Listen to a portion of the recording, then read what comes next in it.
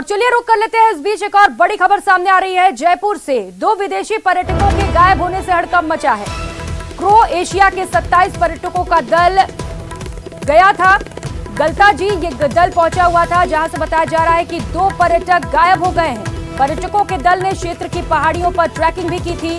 Trekking के बाद से 2 पर्यटक नहीं मिल रहे हैं, जिसे लेकर हड़कंप मचा हुआ है। गाइड बाबू खान और क्रोएशियाई पर्यटकों से लगातार पूरे मामले को लेकर पूछताछ की जा रही है। तो बड़ी खबर इस वक्त जयपुर से बता रहे हैं, जहां पर 2 विदेशी पर्यटक गायब हुए हैं। फिलहाल ये पता नहीं चल सका है कि ये विदेशी पर्यटक कहां गए हैं, इनके साथ क्या हुआ है।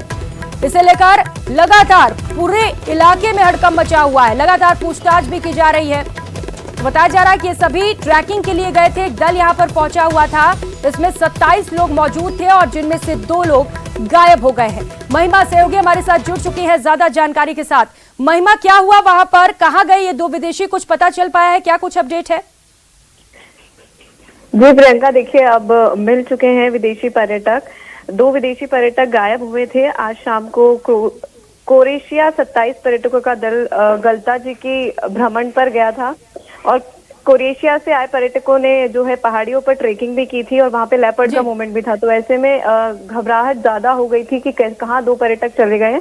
पर वहीं जो 2 पर्यटक थे वो पहाड़ी के उस ओर चले गए थे, दूसरी ओर। हालांकि वो शाम को 1 घंटे के अंदर वापस नीचे लौट कर आ गए। ठीक है, फिलहाल राहत की खबर है महिमा कि दोनों पर्यटक मिल चुके हैं। बहुत शुक्रिया आपका इन तमाम जानकारियों के लिए। और अगली खबर का रुख करेंगे। न्यूज़ 18 राजस्थान की खबर का असर हुआ है। जैसलमेर से इस वक्त की बड़ी खबर आपको बता रहे हैं, जहां पर न्यूज़ 18 राजस्थान की खबर का एक बड़ा असर देखने को मिला। जैसलमेर में पर्यटक और पार्किंग कर्मचारी की झड़प के मामले को लेकर इस वक्त की खबर आपको बता रहे हैं। सभापति हरिवल्लभ कल्ला ने बड़ा फैसला लिया है। पार्किंग के टेंडर को निरस्त करने के आदेश जारी कर दिए गए हैं। टेंडर की शर्त आदि को देखकर इसे निरस्त किया जाएगा, ये बड़ा फैसला ले लिया गया है। तो पर्यटकों की सुरक्षा प्राथमिकता है और ये उद्देश्य भी है। आयुक्त पर्यटकों के साथ हुए दुर्व्यवहार से सभापति आहत हैं। गुरुवार को भी इसे लेकर फैसला लिया जाएगा और निरस्त करने की कार्रवाई की जाएगी।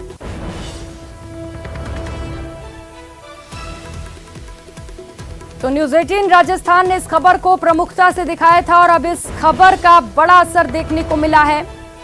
पर्यटक और पार्किंग कर्मचारी की झड़प के मामले को लेकर खबर बता रहे हैं। हरिवल्लभ कल्ला ने बड़ा बयान दिया। उन्होंने कहा है कि पार्किंग टेंडर को निरस्त करने के निर्देश दे दिए गए हैं।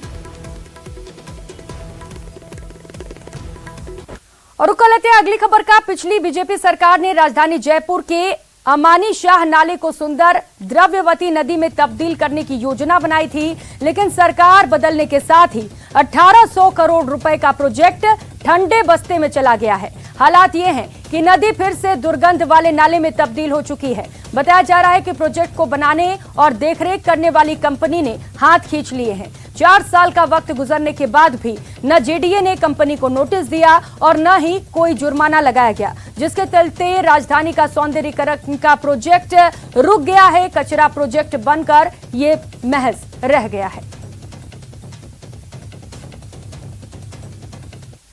ये वो सपने हैं जो हमें आज से 5 साल पहले दिखाए गए थे।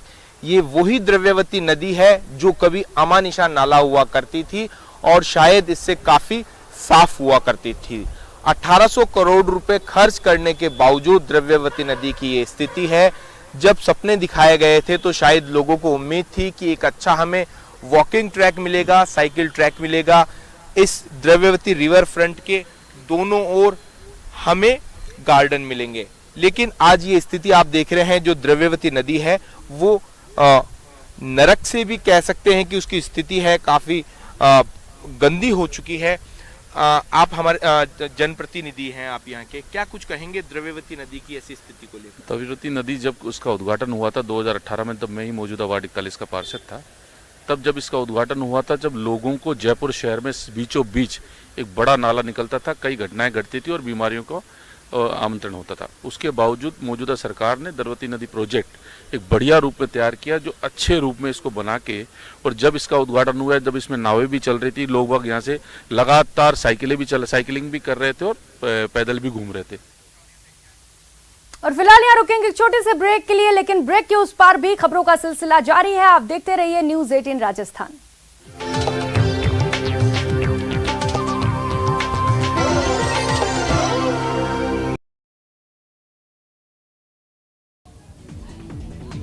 देश के उपराष्ट्रपति जगदीप धनखड़ सपरिवार एक दिवसीय दौरे पर आबू रोड के ब्रह्म कुमारीज पहुंचे, जहां पर हवाई पट्टी से लेकर ब्रह्म कुमारीज के डायमंड हॉल तक जनप्रतिनिधियों से ब्रह्म कुमारी संस्थान के पदाधिकारियों ने भव्य स्वागत किया। इस मौके पर सभा को संबोधित करते हुए उपराष्ट्रपति जगदीप धनखड़ ने कहा है कि भारत एक दिन विश्व गुरु जरूर बनेगा। बाड़मेर जिले की सदर थाना पुलिस ने बड़ी कार्रवाई की है। 1 साल से डकैती, अपहरण और मारपीट के मामले में फरार चल रहे 2 आरोपियों को पुलिस ने गिरफ्तार कर लिया है। तो अलवर शहर के एनईबी थाना इलाके में दिवाकरी में कुछ असामाजिक तत्वों की ओर से आरोप है कि दिवाली पर शिव मंदिर में तोड़फोड़ की गई। इसके बाद हिंदू संगठनों की ओर से प्रदर्शन किया गया। बूंदी शहर के रेतवाली महादेव मंदिर के पास मकान के सामने खड़ी हुई स्कूटी में आग लग गई, जिससे स्कूटी जलकर खाक हो गई। तो प्रतापगढ़ में किसान ने शराब के नशे में फसल पर छिड़कने वाले कीटनाशक का सेवन कर लिया। हालत बिगड़ने पर जिला चिकित्सालय ले जाया गया, जहां पर उपचार के दौरान इसने दम तोड़ दिया। डूंगरपुर जिले के 84 थाना इलाके के भिंडा गांव में लापता युवक का शव मिलने से सनसनी फैल गई। फिलहाल पूरे मामले को लेकर के पुलिस जांच कर रही है। यूडीएच मंत्री शांति धारीवाल 3 दिन के दौरे पर कोटा में हैं। शांति धारीवाल के निजी आवास पर दिन भर शहर के लोगों का बधाई देने के लिए तांता लगा रहा। दीपावली विशेष को लेकर के बड़ी संख्या में धारीवाल के आवास पर लोग पहुंचे। धारीवाल ने भी सभी को दिवाली की शुभकामनाएं दी। तो शिक्षा नगरी कोटा में धूमधाम से दिवाली का त्योहार मनाया गया, देश भर की तरह ही, लेकिन इसके बाद आतिशबाजी की वजह से बाकी जगहों के जैसे ही कोटा का वातावरण भी जहरीला और दूषित हो गया है। शहर का AQI 700 के पार पहुंच गया है, जो बेहद हानिकारक हालत में है। तो कोटा के आकाशवाणी केंद्र परिसर में कंट्रोल रूम में एक अजीब स्थिति बन गई, जब एक कोबरा यहां पर कंट्रोल रूम में पहुंच गया। बाद में रेस्क्यू करके इस कोबरा को जंगल में छोड़ा गया।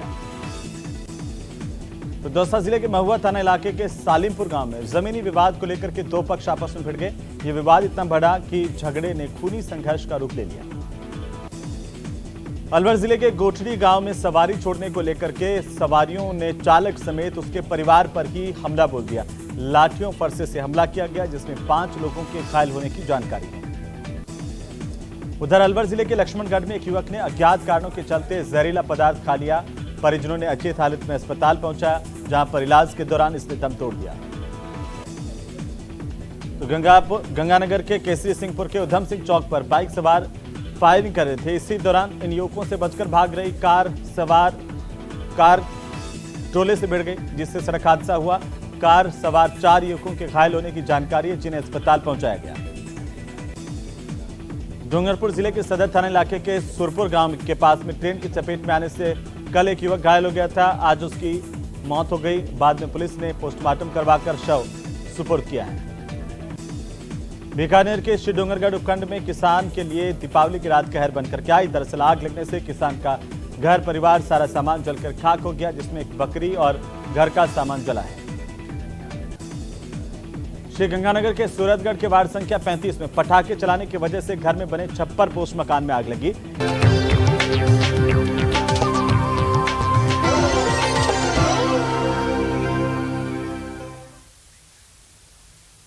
ब्रेक के बाद आप सभी का बहुत बहुत स्वागत है। खबर भरतपुर से है, जहां पर ऐतिहासिक गोवर्धन पूजा मनाई गई।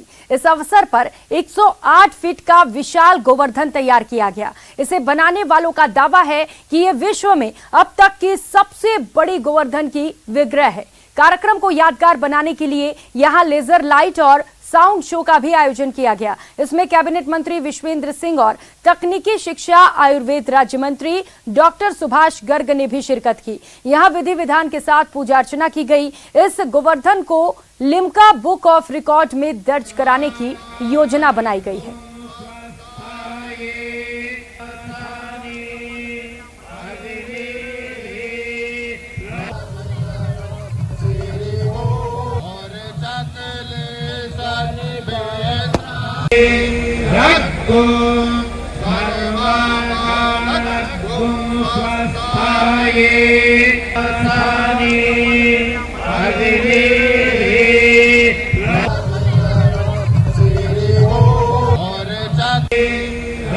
तो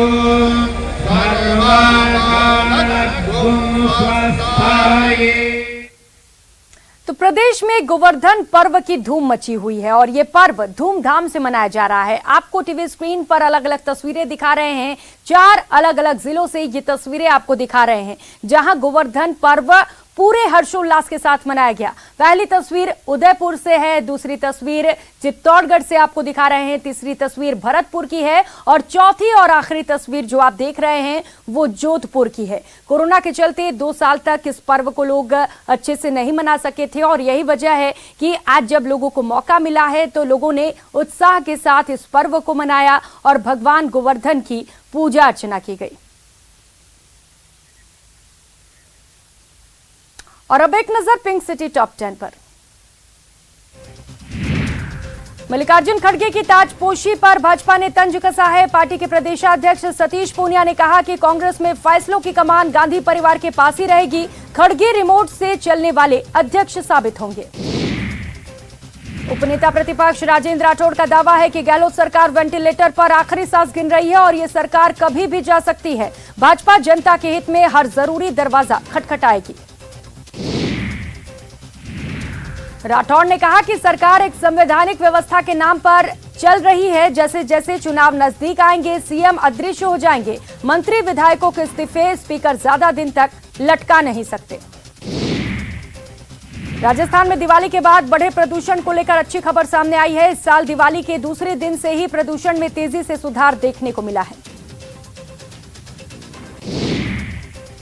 तो सामान्य तौर पर दिवाली के 7 दिन तक प्रदूषण का गहरा असर रहता था, मगर इस बार लोगों ने दिवाली पर प्रदूषण को लेकर संवेदनशीलता दिखाई, जिसका असर साफ देखा जा सकता है। जयपुर के वैशाली नगर इलाके में मार्बल कारोबारी के घर में गहने लूटकर फरार हुई नौकरानी का सीसीटीवी फुटेज सामने आया है। वारदात के 7 दिन बाद भी नेपाल की रहने वाली नौकरानी और उसका साथी अब तक पुलिस गिरफ्त से दूर है। जयपुर के रेनवाल कस्बे में स्थित बीएसएनएल कार्यालय में बीती रात चोरों ने लाखों रुपए के सामान पर हाथ साफ कर दिया। जयपुर में खबर का दमदार असर हुआ है। न्यूज 18 राजस्थान की खबर के बाद एक्शन में निगम कचरे को हटाने का किया जा रहा काम। जयपुर में मनचलों से परेशान महिलाएं कमिश्नरेट द्वारा जारी हेल्पलाइन नंबर से मदद ले सकती हैं। परेशान महिला तक तुरंत सेवा पहुंचेगा, इसका पूरा ख्याल रखा गया है।